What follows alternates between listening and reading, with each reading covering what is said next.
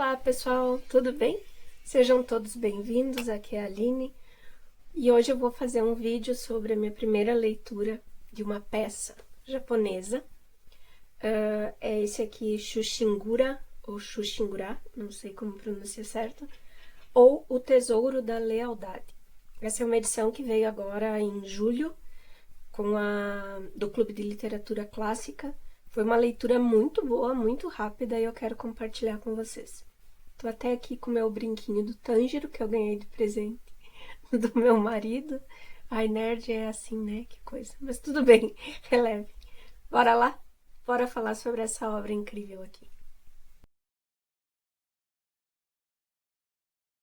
Então, pessoal, quando chegou para mim essa obra e eu fui ver sobre o que ela tratava, porque eu achei muito interessante a gente receber assim uma peça, ainda mais de leitura oriental, que é uma coisa que para mim, pelo menos, é mais distante. É um assunto que eu não leio muito, não consumo muito. Tenho consumido mais ultimamente porque o meu marido, ele, ele sempre gostou muito e ele gosta muito da cultura japonesa. E isso começou a me incentivar a querer ler. Aí eu comecei assistindo anime, né? Aí eu assisti Demon Slayer, Attack on Titans e o Castlevania também eu assisti. E tô aos pouquinhos, assim, tentando pegar mais algum pra assistir, mas tô bem no comecinho ainda, não julguem. Ele já assistiu de um tudo. E quando eu recebi essa obra, eu fui pesquisar sobre o que era, enfim, e tem um vídeo muito bom lá aqui no YouTube do Clube de Literatura Clássica, vale super a pena, porque lá elas explicam e até falam melhor sobre a parte da literatura japonesa do que eu serei capaz de falar aqui para vocês. O que eu quero é compartilhar os meus insights e o que eu mais notei nesta obra, partindo do princípio de que essa é uma peça que foi escrita em 1748, se não me engano, e foi escrita em homenagem a uma história real. Em 1703, um senhor feudal foi chamado no foi chamado pelo imperador, e quando ele chegou lá, foi um súdito do imperador que foi atender ele. O nome dele, do samurai, desse mestre senhor feudal, era Ako. E ele foi muito mal recebido. Esse emissário do rei, ele tratou o Ako com muito desdém. E o Ako acabou, no impulso, pegando na espada, o que em si só, por ele estar num local onde o imperador também estava, é um crime. E por esse crime, ele foi condenado a cometer o seppuku, que é aquela morte que é quando a pessoa tira a própria vida, mas dentro das regras dos samurais. Quando ele comete esse ato, com ele vem uma grande honra, porque ele está cumprindo uma pena sem que outra pessoa o agrida. E os servos dele, os samurais, no caso, que estavam sob o comando dele, prometeram vingança a esse homem que tratou ele mal e que ele acabou ameaçando, né? E só que não tinha como isso ser feito tão logo assim, porque todo mundo já estava esperando que viesse uma, uma repreensão, digamos assim, desse grupo de samurais. Porque o que acontece é que no Japão feudal, quando um senhor perdia as suas terras, como essa condenação por algo que ele cometeu perto do imperador, todas essas terras eram dadas pelo imperador para um outro, que passaria a ser senhor feudal daquelas terras. Os samurais e todas as pessoas próximas do mestre que acabou de morrer, elas são excluídas, elas são mandadas embora daquela terra, e esses samurais passam a se chamar ronins, que são samurais sem mestre, eles não têm mais a quem servir. Então, alguns acabam indo para a estrada e viram ladrões. Nesse caso, eles se negaram a ter outro mestre. Quando isso acontecia, geralmente, vários dos samurais que passavam a ser ronins, eles acabavam encontrando um outro mestre a quem seguir. No caso aqui, como foi uma questão de uma afronta muito pessoal ao seu mestre, ao Ako, eles não queriam servir a mais ninguém e eles passaram a viver por conta. E agora é que torna tudo mais interessante. Por quê? Segundo a lenda, esses ronins sobraram 47 ex-samurais que agora, por não terem mestre, passaram a ser ronins. Eles estavam atrás dessa vingança em nome do Ako, seu mestre, e eles conseguiram essa vingança. Mas, após essa vendetta, eles acabaram cometendo o seppuku, porque eles chegaram, cumpriram a sua missão, digamos assim, que seria vingar a morte do seu mestre, e agora eles não queriam mais, não tinham mais motivos para seguir. E cientes também de que eles acabaram cometendo um crime. Embora na sociedade feudal japonesa também havia orgulho nisso que foi feito, que esses 47 ronins fizeram. É outra cabeça, é outra mentalidade. Eu tô começando a entender sobre o assunto. Isso aqui ajuda muito, essa obra ajuda muito a gente a se inteirar. Mas é uma coisa assim, para nós é um crime, né, que não justifica outro crime. Porém, nós não estamos falando da nossa sociedade, nós estamos falando da sociedade feudal do século XVIII, onde, por ser o Oriente, já era uma questão muito diferente do Ocidente, de alguns vínculos que a gente tem noção da Europa desse mesmo período.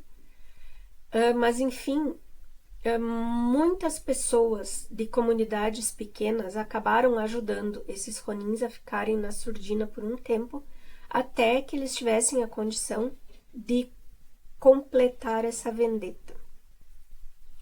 Diz a lenda que após a vingança completa, 46 deles fizeram o seppuku e um ficou vivo, o mais novo dentre eles ficou vivo, para poder espalhar a história do que teria acontecido, de que a vendetta foi completa e que todos eles acabaram cometendo o seppuku como samurais que eles eram, e que a vingança acabou ali, era apenas isso. Então, 45 anos depois que essa história do Ako aconteceu, um escritor, um poeta japonês, criou uma peça inspirada nessa história, que é o que nós temos aqui. Então, essa peça tem outros nomes para essas pessoas, e ela vai colocar como grande chave para que esse mestre, esse senhor feudal, pegasse na espada contra uma pessoa perto do imperador ou dentro dentro da cidade onde o imperador estava, é que esse outro mestre estaria cortejando a esposa dele. E quando ele ficou ciente disso, ele tirou a arma e ele foi segurado por um dos seus samurais para que ele não chegasse a vias de fato de cometer um crime. Mas mesmo assim, ele vai ser afastado primeiramente, ele é condenado a sair dali do palácio e ficar em prisão residencial, né? Ele volta para o seu feudo e tem que ficar preso lá até receber a ordem do imperador. História, a gente vai ter os nomes trocados, como eu falei para vocês. Então, o Enya era esse senhor feudal e o Uranosuke seria o primeiro samurai, servo dele, que vai organizar toda essa vingança. A história no começo ela é muito semelhante, só troca essa questão que eu falei para vocês, que aqui na peça esse inimigo, esse outro senhor feudal, estaria querendo a esposa do Enya. E quando o Enya está exilado, ele recebe um emissário do imperador dizendo que ele foi condenado ao seppuku. E ele comete o seppuku. E eu vou deixar imagens por aqui, tá? Porque essa questão do YouTube eu não sei o que eu posso falar, o que eu não posso falar. Então eu vou deixar alguma imagem aqui representando, tá? Até porque aqui no livro tem imagens muito boas. Esse livro é lindíssimo porque ele vem com as imagens coloridas. Ficou belíssima essa edição. Seguindo na história, então, quando o Enya, que é o senhor feudal, comete o seppuku, o Uranosuke, que seria o seu primeiro em linha de sucessão, tem que pegar todos os outros samurais e partirem daquele feudo. É esperado por todos os outros senhores feudais que ele complete essa vendetta. Então, ele vai com os outros samurais, mas ele pensa assim, agora tá todo mundo tá muito quente o crime ainda, então a gente vai ter que esperar mais um pouquinho. E uma coisa que me chamou muito a atenção aqui, como eu comentei já anteriormente, de samurai, eles passam a Ronin por não ter mestre e por não ter a quem servir, nenhum lugar ao qual servir. Então, eles têm que arrecadar dinheiro para completar sua vendetta e para se manterem vivos, comprarem armas, enfim, tudo que é necessário para cumprir essa missão. O que eles fazem? Aqui eu me choquei, mas eles vendem as esposas. Sim, tenso. E o mais tenso é que na mentalidade oriental, a esposa ela não era vendida para sempre, em primeiro lugar. Ela era vendida para uma casa de chá, como chamavam, né, os prostíbulos da época, e ela é vendida por tanto dinheiro por um período de tempo. Aqui, o exemplo que ele usa é de 5 anos. A mulher é vendida por uma quantia grande de dinheiro pelo período de 5 anos. E esse dinheiro eles pegam justamente para isso, para comprar armas, armaduras, enfim, para completar a sua vendetta. A questão que fica aqui é também esse desapego com no caso dos samurais, dos Ronins agora, é esse desapego da vida. Eles sabem que a missão de vida deles era seguir aquele mestre, não tendo mais o mestre para seguir. e tendo o mestre pedido no momento da sua morte que eles o vingassem, eles sabem que a vida deles vai até esse momento de vingança. Então, por que que eu vou manter a minha esposa comigo se a minha vida tá acabada? Essa é uma questão. A segunda questão são as mulheres, que elas têm uma relação muito diferente, assim, com essa questão da venda. Que elas dizem, tem uma frase, tem um momento aqui que uma delas que tá passando por isso diz: ele vendeu o meu corpo, ele não me vendeu. Essa questão de o que ela tem que fazer com quem ela é, para ela é muito clara e não vai afetar, entende? Para ela. Eu achei isso assim, tipo, sabe, de explodir assim a mente, porque a gente vê sempre em toda a literatura e que essa questão da venda do corpo, ela te, como é que eu posso dizer? Ela transforma você só num objeto e você inteira vira esse objeto. Não há essa separação. E no Oriente, eles terem essa filosofia de vida tão diferente e que elas pensavam assim: eu vou morar, vou vender o meu corpo por 5 anos, quando eu sair de lá eu vou ter direito à minha vida, porque era só aquele período. E ele, sabe, essa frase me tocou muito forte, assim. Ele não tá me vendendo, ele tá vendendo o meu corpo. E elas acreditavam tanto na missão dos maridos que isso para elas não era visto como uma punição ou como um crime, como nada assim, sabe? Era uma necessidade para justificar o fim e ponto. Isso me deixou bem pensativa, inclusive. Outra questão que a gente vai ter aqui é que daí eles vão passar a procurar outras pessoas pedindo doação. E tem um momento aqui na peça em que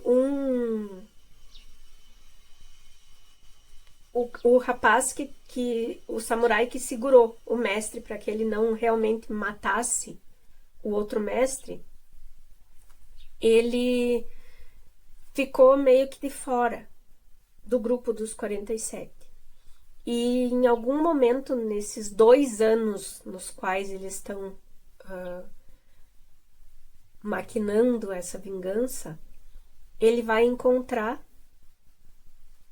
o filho do Uranosuke e ele vai dizer que ele quer ajudar de alguma forma, que ele quer participar dessa vendetta. E o filho do Uranosuke vai dizer, em primeiro lugar, em alto, em bom tom, que é para todo mundo ouvir, que eles não estão planejando vendetta nenhuma, que isso já ficou no passado. E eu vou ler um trechinho aqui que ele diz assim: neste momento, estou em uma missão urgente de Uranosuke Dono para arrecadar dinheiro para o projeto de erguer um monumento de pedra no santuário do antigo senhor, para que não se torne motivo de chacota mais tarde. Estamos ansiosos para selecionar somente aqueles homens que ainda são gratos ao nosso Senhor. Ele está dizendo que eles estão é uma mensagem subliminar. Nós estamos arrecadando dinheiro. Para quem está ouvindo e que não importa, é para erguer essa estátua, mas a pessoa que precisava entendeu que sim, eles estavam juntando dinheiro para que a vingança ocorresse. E inclusive, esse samurai, ele vai tentar pedir ajuda de dinheiro para algum conhecido, e sabendo que eles estão passando por esse momento de dificuldade, esse samurai e a esposa, que não tinha filhos. O pai da esposa dele vai vender a filha para uma casa de chá para ter esse dinheiro para ajudar o genro. Aí acontece um monte de tragédia que parece uma coisa de Shakespeare, assim, aqui no meio. Enfim, alguém vai matar o senhor, vai pegar o dinheiro, ele vai matar o assassino do sogro e vai recuperar esse dinheiro sem saber que desde o início esse dinheiro era para ele. Acontecem umas coisas assim que, meu Deus, sabe? O Iranosuke, que é mesmo, que seria o primeiro na linha de sucessão, ele passa desses 2 anos, praticamente 1 ano e meio, bebendo, fingindo que está se acabando. Ele é o rei das artimanhas. Para que todo mundo que visse ele pensasse, olha, ele se entregou para a vida e realmente ele já não pensa em vingança, e mesmo que ele pense, ele não tem condições de cumprir esta vingança. E em cada lugar que eles chegam, que eles vão pedir essa ajuda, o Iranosuke apronta uma, assim. Tipo, num ele entra num baú disfarçado, no outro ele... Sabe? É incrível, é muito bom. De verdade, sim. Eu super recomendo essa leitura para vocês. Mais que eu posso falar dessa obra, assim, ela é incrível, ela é muito boa. Eu não vou... Tem muito mais coisa no decorrer dessa história, mas eu quero que vocês leiam, depois comentem aqui comigo, que a gente segue falando sobre, tá? Porque eu não quero dar mais spoiler. Porque a obra, ela é diferente, assim, um pouco, tá? Ela, mesmo a gente sabendo o fim da história real, ela vai trazer muita coisa de encontros e desencontros, e é uma peça maravilhosa. Por favor, se puderem, leiam. Sabe, sem falar que a gente entra em contato com esse universo tão diferente que é a cultura oriental. Então, por hoje é isso, pessoal. Muito obrigada por ficarem comigo aqui, por assistirem o vídeo. Deixem um legal para mim. Comenta aqui embaixo também se tem mais alguma peça ou alguma obra oriental que tu me indique, porque eu realmente adorei ler essa obra aqui. Se inscreve se você não é inscrito ainda. E muito obrigada. Até mais. Tchau, tchau.